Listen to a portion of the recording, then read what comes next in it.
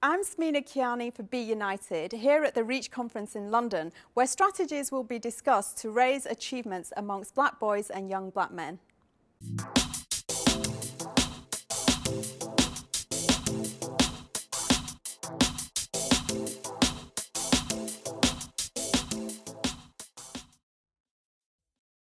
Joining me now is Chairman of REACH, Clive Lewis, and he's also the founder of the Men's Room, a charity working with young black men. Clive, thanks for joining me. For those who might not know, can you briefly explain what REACH is and how it came into existence? Yes, in early 2006, around 25 people were invited to the Home Office, and we were told about issues that weren't new. And some of the ministers there talked us through some of the problems that young black males were experiencing. Just prior to that, there was a group looking at issues that came out of the Stephen Lawrence inquiry. When that group was disbanded, certain elements that came out of that were focusing on young black males were taken on by other groups. So that's where REACH had its background. And REACH is a program that looks at what can be done to help young black males achieve their potential. So we were given a task, and that task was to work as a group with government, but with us as the lead, to submit 5 recommendations to the government on what we would propose that would make that long-term difference. And I understand that before REACH was put into place, that a lot of research was done. You travelled up and down the country. What was that research and what were your findings? Well, it was part of our thinking. When REACH started, we looked at 2 things. Firstly, we looked at secondary research because we understood that we weren't the first group to look at issues affecting young black males, and we wouldn't be the last group. So because there's already a lot of good work and research that's already been undertaken, we decided to look at that so that it could help inform us in our work. We also thought about primary research. That's where we went to 5 different locations, such as Bristol, Manchester, Birmingham, London and Nottingham, to engage with the community, to talk to them about what they felt needed to be done to tackle this issue. And in terms of the parents, communities and the boys themselves, what responsibilities do they have in this process? Well, I think that they see it as a partnership. For example, I remember being in Nottingham and there was a mother who gave a really heart-passionate plea because 2 of her children she thought were being discriminated against, and she really cried out for the system to treat them better and fairer.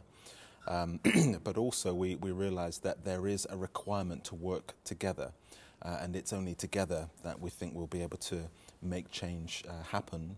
But there are things like improving training for teachers, for example, improving how Ofsted look at how schools have implemented the Race Relations Amendment Act that have formed part of our recommendations, and we are continuing to work in partnership to make sure that achievements are made. How did you select the REACH role models? Well, what we did was, for each of the recommendations of the report, we broke up into working groups to take each of the recommendations forward. And as part of that, there was a working group that focused on the role modelling recommendation. And what this group did was, which consisted of some members of the original REACH panel that helped to produce the report, but there were also some new individuals that helped us. These are individuals like Tim Campbell, Oswald Boateng, are 2 names that come to mind. And what they did was they worked together and they produced a selection criteria that would be sent to young black males all over the country to encourage them to apply. It was an incredibly successful campaign. We received over 250 applications and we were looking for 20 role models. So it was a fairly tough process to be able to find the 20, but we did. And they are representative of the country, and they also represent a whole range of occupations. How do you think, outside of REACH, that the visibility of positive black role models can be improved?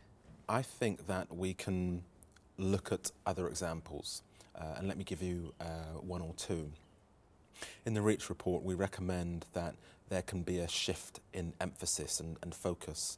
For example, if you look at senior positions now in most public or private organisations, if you look in the boardroom, it's quite unlikely that that boardroom will have a large representation of black males, or for that matter, black females.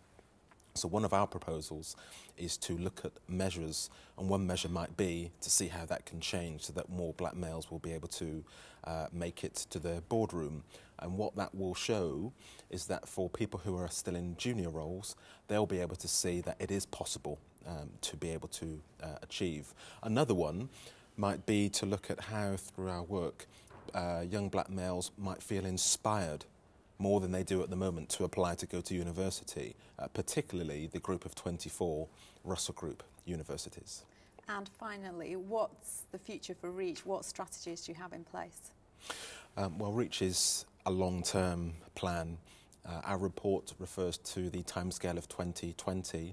We've really only just begun, and our plan now is to continue working with government to ensure that our recommendations are implemented, worked through and embedded, and that will begin over a long period of time to start to see some of the changes that we believe are possible for these young black males.